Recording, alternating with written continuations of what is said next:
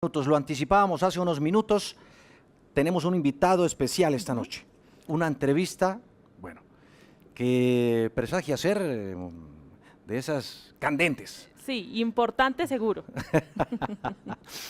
Pues tenemos justamente contacto a esta hora en vivo con el ministro de Educación, Daniel Rojas. Ministro, buenas noches. Buenas noches, Juan Diego, para usted, para todo el equipo de trabajo de la W y por supuesto a la audiencia que nos escucha hasta ahora.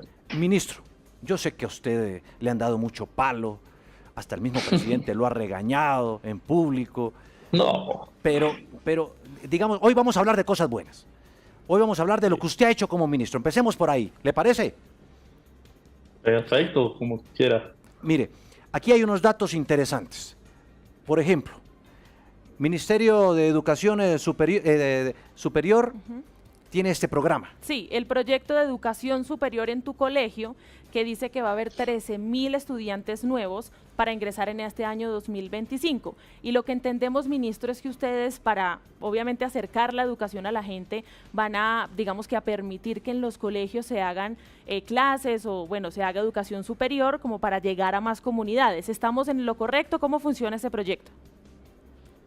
Bueno, sí, esta es una estrategia que a nosotros nos interesa mucho fortalecer porque nos hemos dado cuenta que una de las principales dificultades que tiene la juventud colombiana en los territorios más excluidos para alcanzar sus estudios de media, es decir, hasta grado 11, e incluso llegar a tener la posibilidad de entrar a la educación superior, es precisamente que la oferta en estos territorios no existe.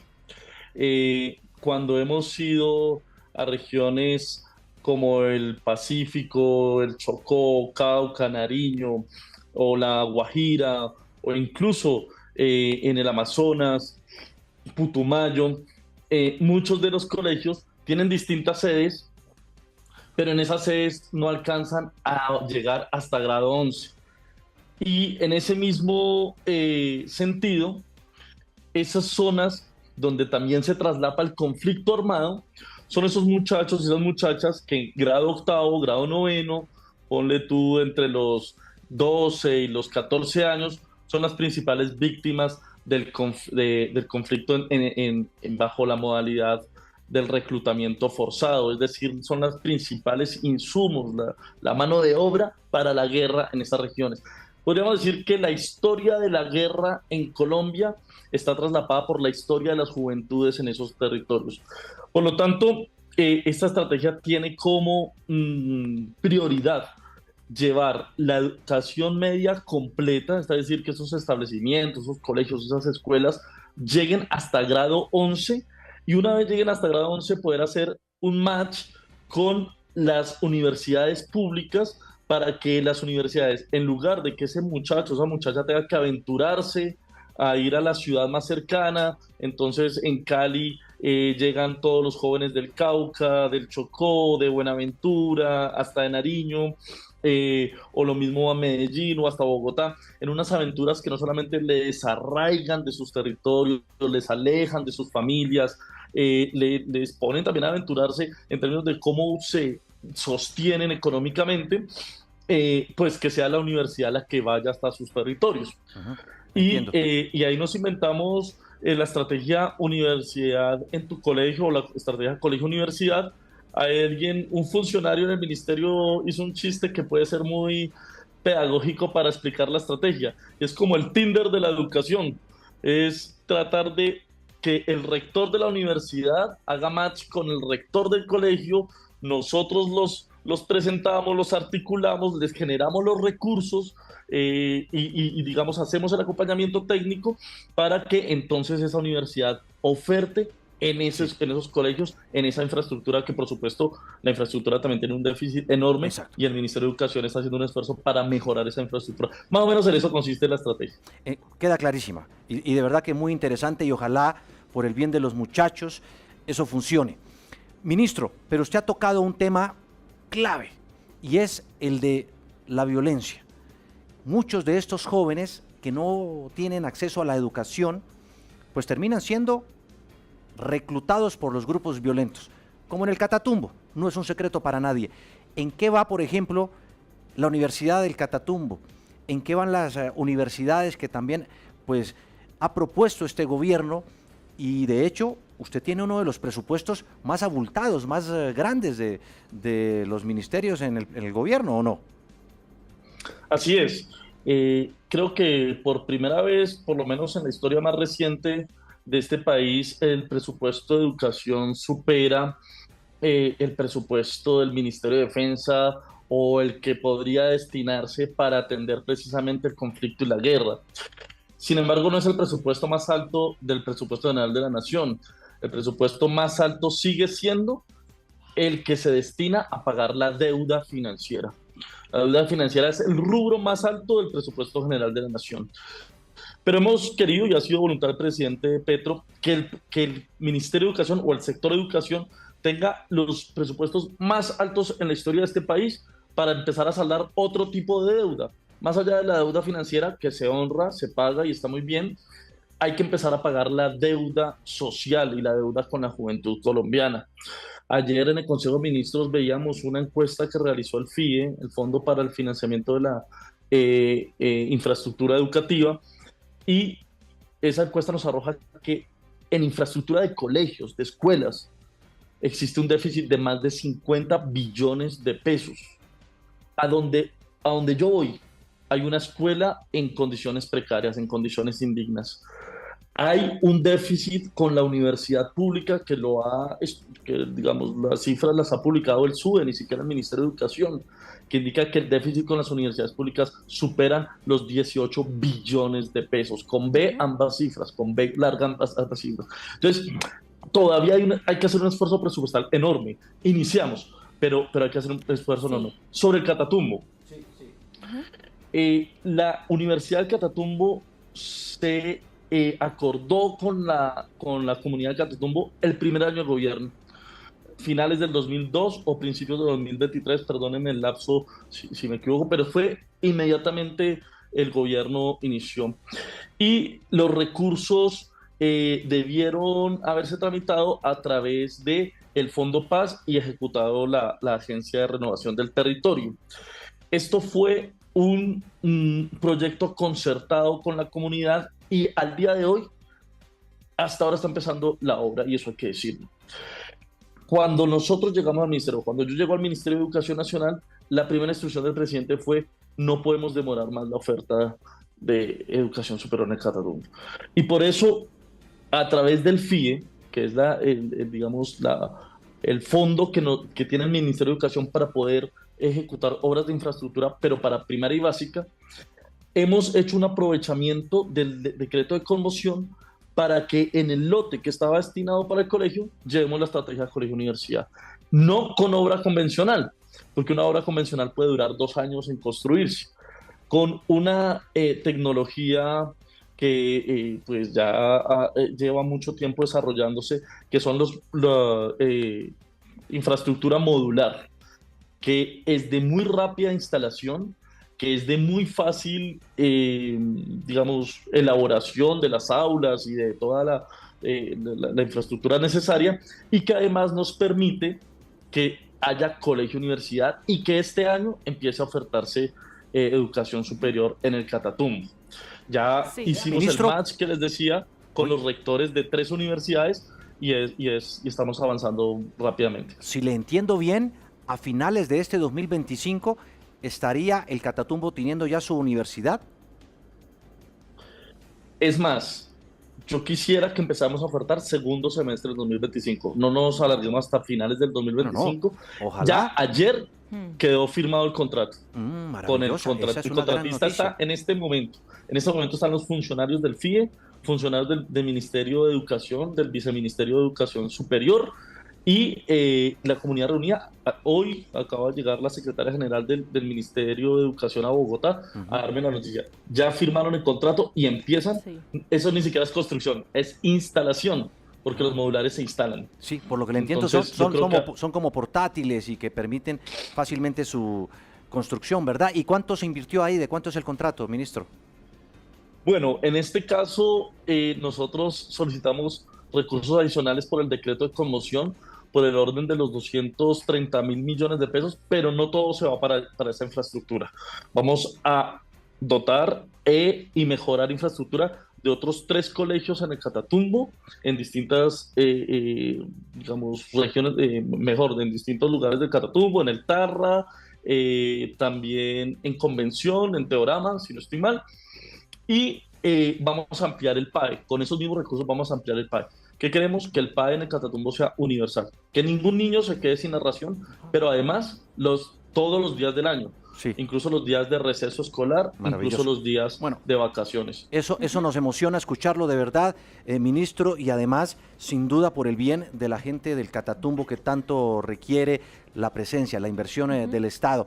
Ministro, vamos a hacer una pausa y ya seguimos contando un poco. ¿Sabe de qué le quiero preguntar? Del PAE, Sí. del programa escolar, porque hay muchos alcaldes, muchos gobernadores, ministro, yo recorro mucho el país, que me han dicho que el gobierno nacional no está girando la plata que le correspondería y que muchas alcaldías y gobernaciones prácticamente están cubriendo el 100% o el 80 o 90%, están poniendo la tajada más gorda del pastel para hacerse cargo del programa de alimentación escolar. Seguimos acá en W Sin Carreta con el ministro de Educación, Daniel Rojas. Ministro, antes de que vayamos con el tema de los regaños que sí le tenemos que preguntar, como le decía Juan Diego hace unos minutos, quisiéramos saber el tema del PAE. Efectivamente, en Sin Carreta hemos recorrido las regiones, hemos hablado con alcaldes, con gobernadores, y aunque el PAE se cumple y los niños realmente sí tienen lo que necesitan, muchos dicen que terminan poniendo ellos un poco más dinero del que deberían porque el gobierno nacional no les gira por completo eso.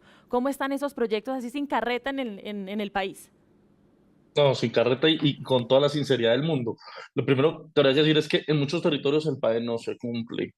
Nosotros también hemos ido verificando en distintos territorios qué tipo de comida se le está dando a los niños y hemos encontrado en muchas ocasiones, eh, y además ha sido producto de varios titulares de prensa, no solamente comida en mal estado, no solamente comida en algunos casos en descomposición, sino además comida que no es nutritiva, comida industrializada, y raciones que no tienen concordancia con lo que un niño en crecimiento pues debe tener en términos de nutrientes para su buen desarrollo.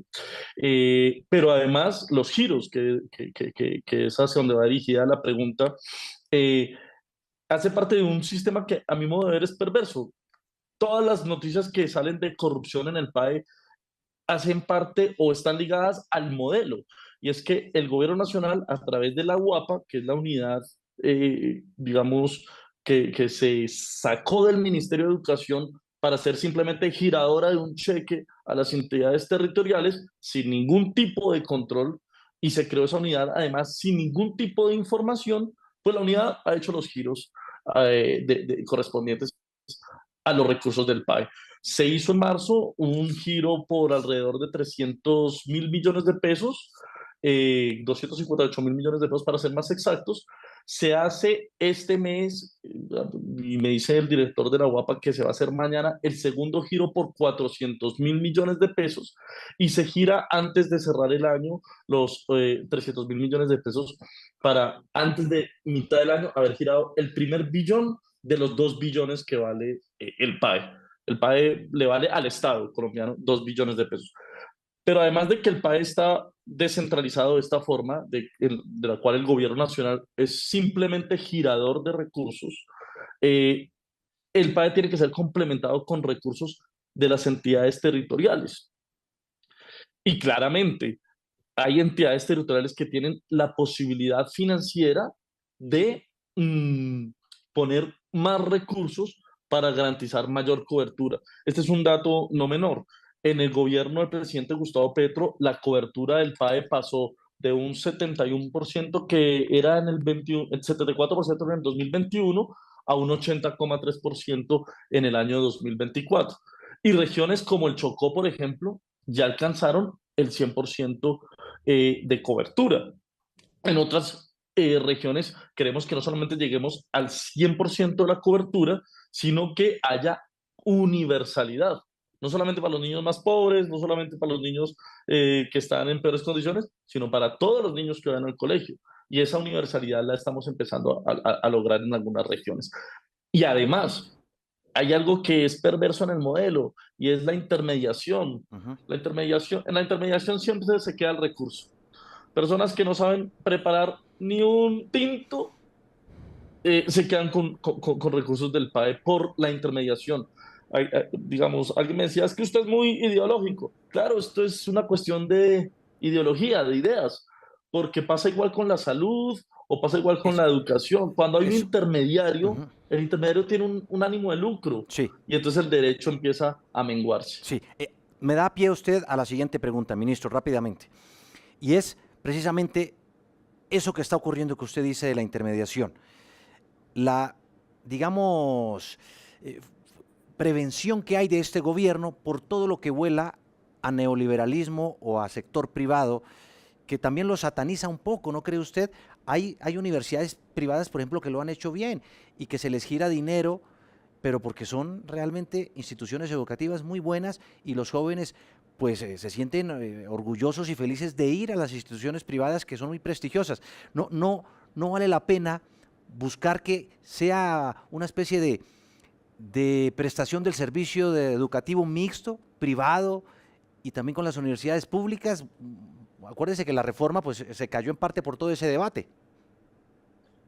Sí, estoy de acuerdo. Digamos que no, que el mejor sistema educativo para cualquier tipo de país es un sistema mixto.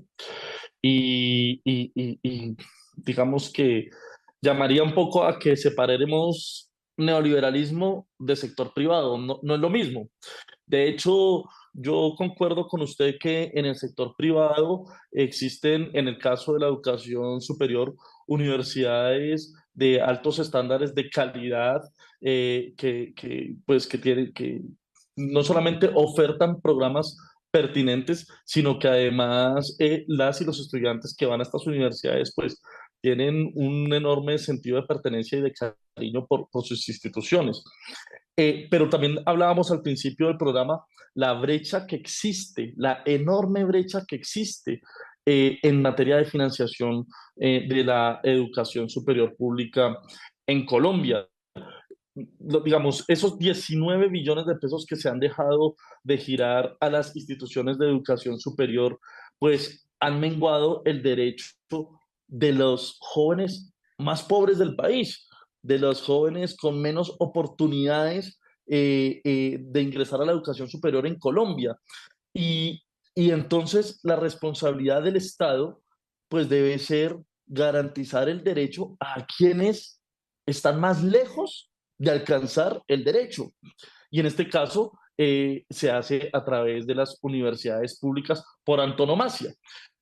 Pero ahora que hablábamos de neoliberalismo, que es una ideología, que es, digamos, llevar un poco más al extremo el liberalismo económico, pero a mí sí me causa, y para el debate, porque esto es un debate de ideas, un poco de curiosidad, que incluso quienes propenden por estas ideas dicen el Estado debe de intervenir lo menos posible o cero intervención en las decisiones del mercado, Ujú. porque digamos, las leyes de la oferta y la demanda Sí. por sí solas pueden garantizar el derecho. Entonces yo me pregunto, ¿por qué el Estado tendría que, en este caso, intervenir en el mercado de los privados para salvar, digamos, la oferta privada si, según su ideología, pues el mercado provee por Sí. sí mismo el derecho? Lo que sí creo, y con esto termino, es que Ujú. las cifras pues determinan un éxito en nuestro modelo respecto al del financiamiento de la oferta privada. Y es que a 2022, con 1,6 billones de pesos, se había alcanzado alrededor de 15.000 o 16.000 estudiantes mediante el mecanismo de la deuda. Mientras que a 2023, entre 2023 y 2024, con menos de un billón, con 980.000 millones más o menos, ya habíamos impactado a más de 130.000 estudiantes garantizando la educación superior en la pública. Es decir, que hay, hay una mejor destinación del recurso cuando pues, se garantiza el derecho a través los instrumentos que nos da el propio Estado. Ujú. Sí, ministro, bueno, como le estábamos anticipando ahorita hace un rato, pues para las personas que no estuvieron de pronto al tanto, ayer hubo Consejo de Ministros, no se televisó, digamos, en los canales privados, como por ejemplo acá en el Canal 1, pero usted sí presentó su gestión, hizo algunos avances, pero saltó como un comentario que le hizo el presidente Petro, se movió en algunas redes, y quiero que usted me cuente lo que pasó, pero antes de eso quisiera mostrárselo para que nuestros oyentes y televidentes lo escuchen y lo vean. Veamos. Es lo que nos interesa. Entonces, si volvemos al cuadro que usted, antes de este, ahí, son volúmenes totales. Ah, eso no lo había dicho usted. Entonces, como nos ponen ese tipo de trampas, hay que aclararlo, así esté, pero una pantalla de televisión no es fácil leer. Sí, él le dice que como que le ponen ese tipo de trampas, habían dicho que eso fue como una especie de regaño, pero quisiera que usted me contara, pues, qué fue lo que pasó, cómo fue ese momento. Bueno, pero hay que ponerlo en contexto. Quizás habría que haber visto el video más extensamente, porque si ahí hay un regaño, es un poquito a los medios de comunicación y quizás a mi buen amigo y colega ministro de Salud que hizo la presentación en el anterior Consejo de Ministros. Porque el presidente lo que está diciendo es que cuando presentemos cifras, cuadros que contienen cifras presupuestales, debemos ponerlas en pesos, digamos, tenemos que ponerlas de manera deflactada en pesos constantes para que no haya lugar a interpretación o a mala interpretación por causa de la inflación. Y entonces él dice, en el anterior Consejo de Ministros presentamos unos presupuestos y luego nos pusieron las trampas comunicativas para decir que no estábamos comunicando bien las cifras. Entonces yo le dije al presidente, no, si usted se fija en mi cuadro, dice está a precio constante, es decir, se ha dado por descontado la inflación. Y entonces él me dice, bueno, pero usted eso no lo explicó. O sea, me está diciendo, como esto está siendo televisado, hay que decirlo para que no nos malinterpreten después. Pero regaño no, yo creo que esa narrativa del regaño, yo sé más o menos de dónde viene construida esa narrativa del regaño. Yo creo que es un poquito de celos. Pero, ¿Pero de quién? Porque realmente... No, pero díganos, ministro, por favor, estamos solo los tres. Cuando el presidente regaña, son regaños. No, espéreme, ministro. Espéreme, es que se lo tengo. Reales. No, se lo tengo. Se lo tengo. Se lo tengo, pero usted nos dice si eso es regaño del presidente o si eso es suave. A ver. Llegó el ministro de Educación, bravo. Entonces, ya pasé por educación, ministro. Espero que le digan sus compañeros qué fue lo que dije. Oiga, ese no fue así regaña el presidente. Díganos la verdad, ministro. No, eso es suave. ¿Eso es suave? No, eso es suave. No, o sea, súper suave. ¿Y lo ha regañado a usted super más suave. Duro todavía? Súper suave. Uno entiende que eso es lo que tiene que hacer un presidente. No, se lo digo no para... He visto unos regaños que, Dios mío, me ha provocado meterme abajo de la mesa. He visto unos regaños, realmente regaños. Claro. Realmente regaños. Mira, yo creo que el presidente, y digamos que hemos tenido una relación de largo aliento, digamos, en su vida política, lo he acompañado durante los últimos 13, 14 años, desde que fue alcalde de Bogotá, incluso antes.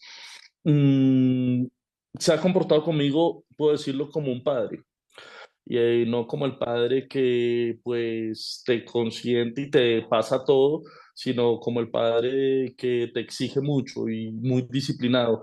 Y él no me deja pasar una, o sea, por ejemplo, lo del cuadro, hombre, si usted puso ahí que ya estaban los precios deflactados, dígalo, porque lo está haciendo bien, o sea, el cuadro estaba bien hecho, pero tiene que decirlo. Y él es muy disciplinado conmigo, pero a la hora de regañar yo he visto... Y creo que eso espéreme, ha un poquito ya que está de usted, celos. ¿y a quién regañó así de ese que usted casi se mete debajo de la mesa? No. No, eso es parte como de la intimidad y del gobierno y no quisiera No de despegar nombres, mal a no de nadie. nombres, no de nombres. Pero sí, de los que se han ido, muchos se han ido con regaños bastante Bueno, fuertes, me muy imagino. fuertes, Al realmente muy final, fuertes. al final eso es lo que tiene que hacer un presidente con los ministros, Sí, regañarlos y sí, ponerlos en el orden y, bueno, que den resultados, ¿no? Que muestren lo que están haciendo frente a sus carteras. Ministro Daniel Rojas, la verdad, pues se nos pasó el tiempo volando. Quisiéramos ahondar en muchos otros temas, como los del ICETEX, ¿no? Ujú. Los créditos, todos esos Sí. otros que preocupan a tantos jóvenes y padres de jóvenes en Colombia. Muchísimas gracias, ministro, por estos minutos y seguiremos atentos a todas estas noticias que usted dio hoy sobre los anuncios de la universidad para el Catatumbo, que empezará próximamente a instalarse, no a construirse, a instalarse, como usted mismo lo ha dicho. Gracias, ministro. Feliz así noche. es. A ustedes muchísimas gracias por el espacio. Es un tema bastante extenso. Ayer se nos fue casi hasta la medianoche, pero seguimos prestos a sus invitaciones. Muchas gracias. Así estaremos, ministro. Gracias.